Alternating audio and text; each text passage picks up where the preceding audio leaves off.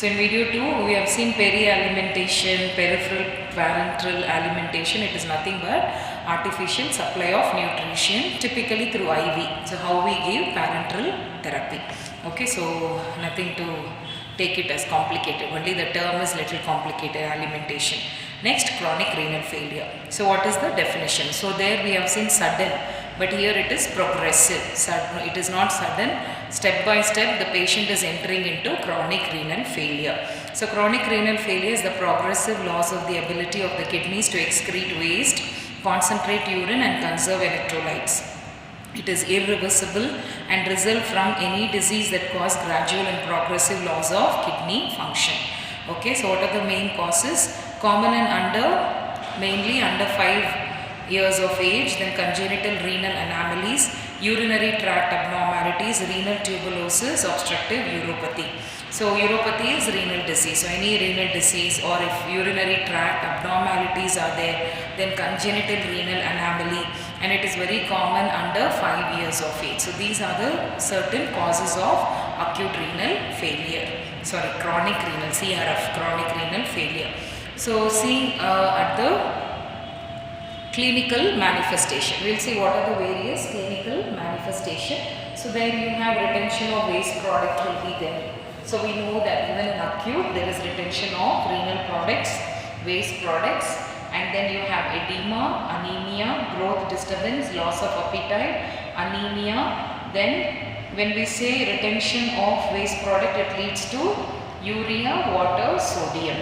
Then edema, we know it leads to again edema, fluid collection will be there. Apart from that, the patient will be having increased thirst. Then you will see the patient will be having bone pain, joint pain, hypertension, weakness. So these are the various clinical manifestation. So when you see in this diagram, okay, ESRD, end stage renal disease. So when the patient is actually into end stage renal disease, the patient will be having all these clinical symptoms that are given here. So the patient will be having neurological weakness or fatigue, confusion. Then the patient will be, psychologically withdrawn, behavioral changes, depression will be there. Then you can see hematological anemia will be there, bleeding tendency. Then serum potassium level also increases. When you see the skin, it will be dry and flaky, pruritus, itching will be there, ecchymiosis, reddish, purpura, bleeding under the skin, yellow-grey skin color can be seen. Then you have musculoskeletal cramps. You can observe that the patient will be having cramps, renal osteodystrophy. Osteodystrophy is nothing but bone gets affected, okay, because of the renal disease, and then you have bone pain. So because of dystrophy, the patient will be having bone pain. So it will be defective bone. Dystrophy is nothing but defective bone. Then bone pain will be there in the patient.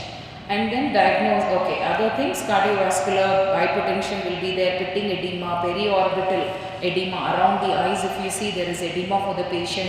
CVP, central venous pressure will be increased, pericarditis, inflammation of the pericardium will be there. Then the patient will be having pulmonary disorders, depressed cough, thick sputum will be there. Then in the GI, if you see, the patient will be having ammonia order to breath. Okay, when the breathing the patient has, you will feel ammonia breath, which is also called as Kussmaul respiration. Okay, fruity odor. Then metallic taste will be there, mouth gum ulceration will be there, anorexia, nausea and vomiting. So these are all the various disorders, neurological, cardiovascular, pulmonary, GI, skin, musculoskeletal, hematological and psychological, disturbances. Then GFR, if you see the glomerular filtration rate, the blood supply that is happening per minute will be only 15 ml. Okay, so these are all the symptoms of ESRD which you should include. Okay, so diagnosis, again, history collection, physical examination, blood test. You have to do potassium, sodium, all the electrolytes, HB, because there are chances where the patient will develop anemia because of bleeding tendencies. Then urine analysis has to be done, ECG to check out cardiovascular disorders, nuclide, radionuclide, imaging, and then X-ray chest, your 24 hours creatinine, IUP, okay, where we can detect the pyelogram, okay, where we can detect the functioning of the kidney. So all these diagnostic evaluation has to be done. So coming to treatment, if you see in the initial stage, in the treatment, okay, initially how we have to provide is, we have to provide adequate bed rest to the child. Hypertension is corrected. So hypertension management, low of salt, and we have to give diuretics. Then PCV, packed cell volume transfusion may be given to maintain hemoglobin, as the child is prone to develop low hemoglobin. Then growth retardation can be prevented by caloric intake of 100% of recommended dietary allowance of age. Then you have to correct the fluid and electrolyte imbalance. Give prophylactic antibiotics to prevent infection. So all this has to be done in the initial stage. So in the later stage, what we have to do? We have to do the dialysis, we have to do the renal transplantation. If it is ESRD, end stage, where we cannot do any further treatment, okay, if even, you know, how long the patient will be on dialysis, it is not possible. So we should always suggest for renal transplantation. Management, coming to nursing, you have to maintain intake and output chart, check the vital signs, checks the weight, then maintain the caloric diet plan that is given by the nutrition person, okay, or the dietitian. With adequate protein we have to give, then administer drugs as ordered, provide adequate rest, maintain skin integrity, provide emotional support to the patient, protect from injury by providing side rails, okay, so put side rails, monitor for seizures. So it can lead to neurological problem where the child or the individual can develop seizure. So we have to monitor for seizure. We have to educate the child parents about condition dialysis, relieve fear and anxiety in family members. Okay, so these are all the various nursing management that has to be carried out in ESRD. So when we say if the child has got anemia, then we will see what all has to be done. Okay, so if anemia, we know that it is caused by hemolytic dysfunction, including shortened lifespan of RBC cells, impaired RBC cell production, then related to decreased production of erythropoietin, prolonged bleeding time, and nutritional anemia.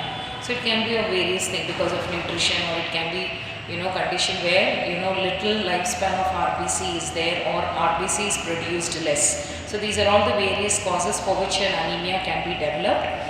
So, or it can be because of decreased production of erythropoietin. Okay, so that has to be taken care of. Okay, so that has to be corrected. So all this has to be taken care of, and these are few causes also of anemia. Now talking about growth disturbance. So probably causes by such factors are renal or osteodystrophy, as I told you, bone defect because of renal disease, poor nutrition,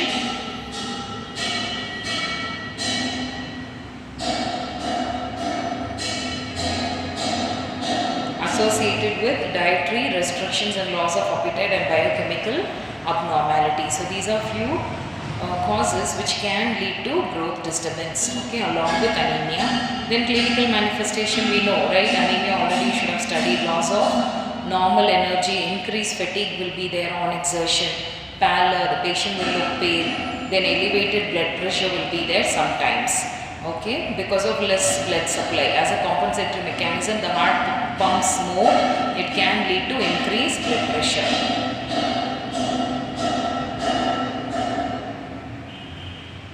So as the disease progresses, decreased appetite, less interest in normal activities, increased or decreased urine output with compensatory intake of fluid. So all these other symptoms also you will find pallor will be more evident.